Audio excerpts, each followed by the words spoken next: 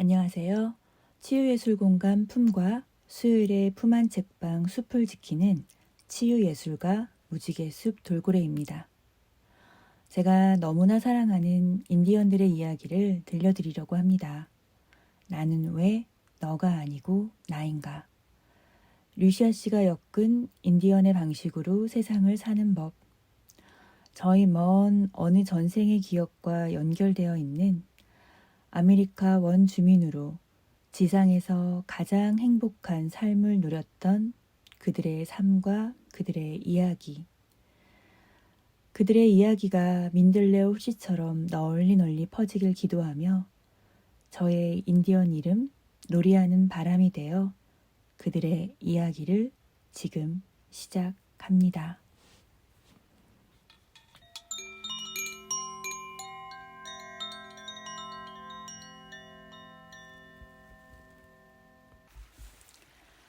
인디언의 혼을 갖고 태어나 바람이 자유롭게 불고 햇빛을 가로막을 것이 아무것도 없는 드넓은 평원에서 나는 태어났다. 들소 가죽으로 만든 인디언 천막이 나의 집이었다. 첫 숨을 들이쉬는 그 순간부터 마지막 숨을 내쉬는 순간까지 우리 인디언은 자연과 하나된 삶을 살았다. 우리는 대지의 일부분이며 대지는 우리의 일부분이었다. 천막을 열고 밖으로 나가면 언제나 신비가 우리를 맞이했다. 세상은 경이로움으로 넘쳐나고 대지 전체가 곧 학교이며 교회였다. 우리의 삶 속에는 단 하나의 의무만이 있었다. 그것은 기도의 의무였다. 기도는 눈에 보이지 않는 영원한 존재를 날마다 새롭게 느끼기 위한 방법이었다. 아침마다 우리는 물가로 나가 몸을 정결하게 씻고 떠오르는 태양 앞에 마주 섰다. 새롭고 부드러운 대지, 그 위대한 침묵 앞에 홀로 서 있었다. 우리 얼굴 붉은 사람들에게 종교는 홀로 있음과 침묵 속에서 이루어지는 신성한 것이었다. 우리는 우리를 구원해줄 메시아를 기다리지 않았다. 우리에게는 구세주가 필요 없었다. 이 대지 위에서 우리는 언제나 행복했다. 인디언 아이는 때가 되면 혼자서 멀리 산꼭대기로 올라가 하루나 이틀 동안 금식을 행하며 위대한 신비의 힘 앞에 자신을 내맡기곤 했다. 삶의 근본이 모든 생명을 에워싼 위대한 신비를 사랑하고 자연을 사랑하고 사람과 대지를 사랑하는 데 있음을 우리는 배웠다. 삶에서 우리는 다른 것을 추구하지 않았다. 물질이나 소유는 우리가 쫓아다니는 것들이 아니었다. 자연 속에서 우리 자신을 돌아보며 마음을 침묵과 빛으로 채우는 일을 신성하게 여겼다.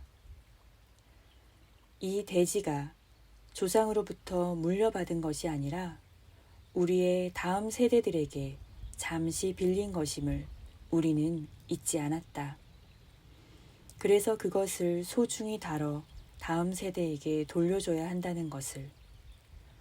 우리는 자연을 완성된 아름다움으로 여겼으며 그것을 파괴하는 것을 신에 대한 모독이라고 생각했다.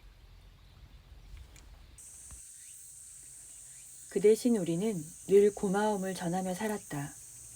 밤과 낮을 쉬지 않고 운행하는 어머니 돼지에게, 우리의 숨결이 되어주고 새의 날개를 지탱해주는 공기에게, 자연의 비밀과 자유를 일깨워주는 우리의 형제자매인 동물들에게, 머물렀다가 또 여행해가는 순결한 물에게, 그리고 우리를 잠에서 깨어나게 하는 태양에게. 약초를 캘 때도 처음 만나는 것은 캐지 않았다.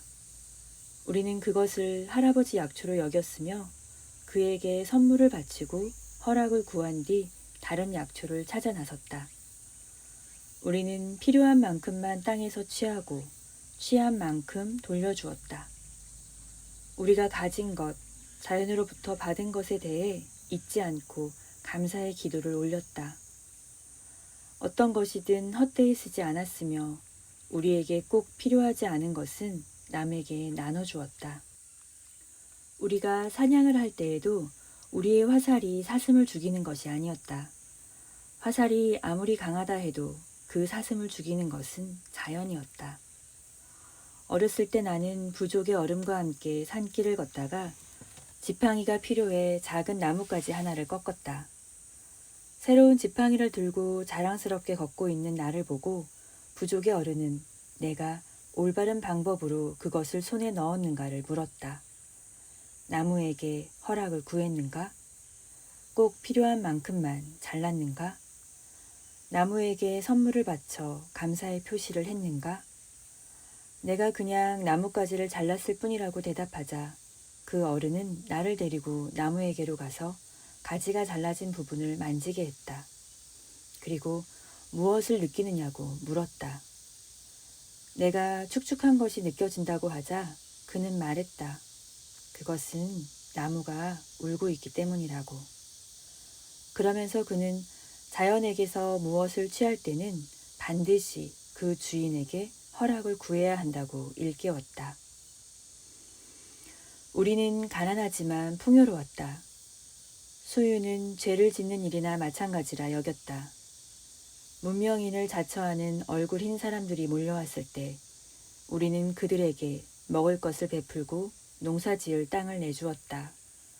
그러자 그들은 땅의 울타리를 둘러치고 그곳을 자신의 것이라 주장했다. 그리고 언제나 더 내놓으라는 말만 되풀이했다. 땅은 누구도 소유할 수 없는 것이다. 땅은 우리의 어머니나 마찬가지이기 때문이다.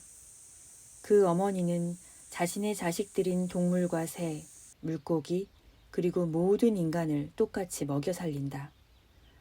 하지만 얼굴인 사람들은 뭐든지 금을 긋고 그것들이 오직 자신의 것이라고 말했다.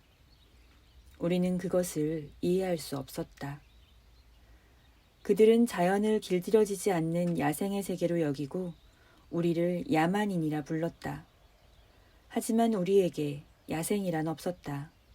우리에겐 다만 자유가 있었을 뿐이다. 자연은 질서에 순종하지만 문명은 질서를 깨려고 노력한다. 자연은 순하고 부드러우며 생명력으로 넘치는 곳이다. 자연과 가까이 사는 사람은 결코 공격적이지 않다. 공격적인 것은 지나친 욕망을 불러일으키는 도시 문명에서 일어나는 일이다.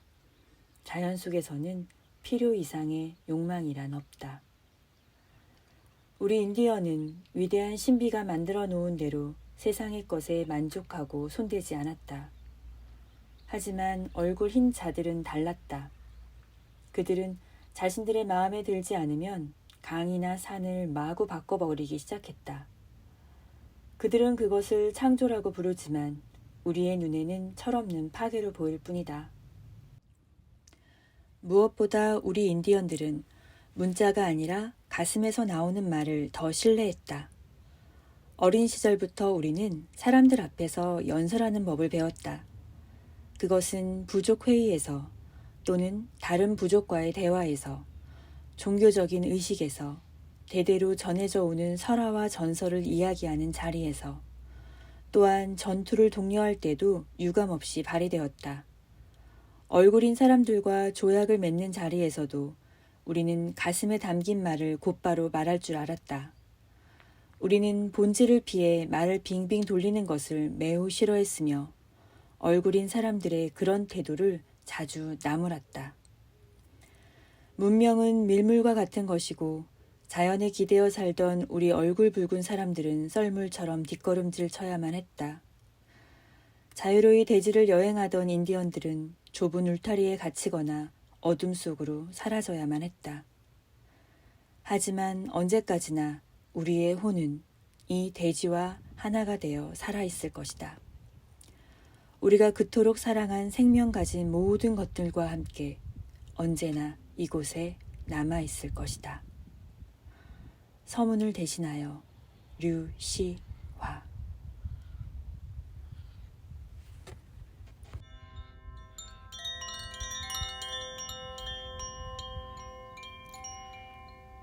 가슴으로 이야기를 듣고 가슴으로 이야기를 하던 인디언들의 이야기를 하나씩 펼치려고 합니다. 다음 이야기도 기다려주세요.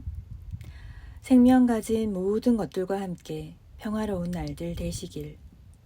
저는 노래하는 바람이었습니다. 고맙습니다.